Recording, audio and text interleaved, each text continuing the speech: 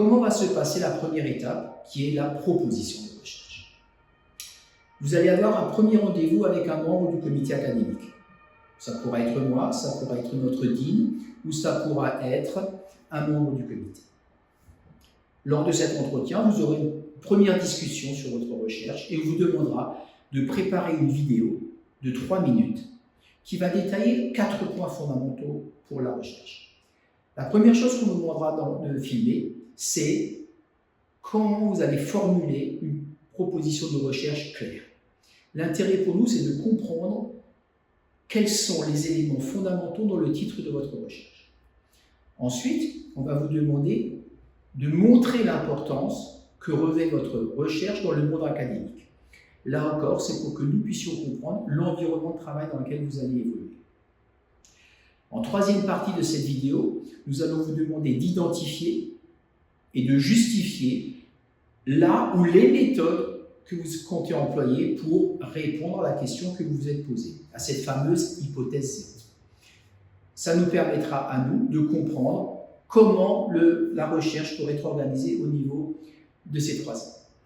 À la fin de cette vidéo, on vous demandera de nous expliquer ce que vous espérez découvrir lors de votre recherche, c'est-à-dire quel type d'hypothèse vous comptez confirmer ou infirmer, et aussi quelle ouverture vers le monde académique vous comptez avoir.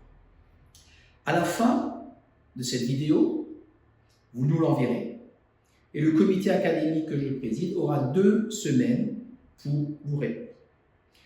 Si la réponse est favorable, vous aurez un premier rendez-vous, non plus avec des gens du comité académique, mais avec votre directeur ou votre directrice de thèse.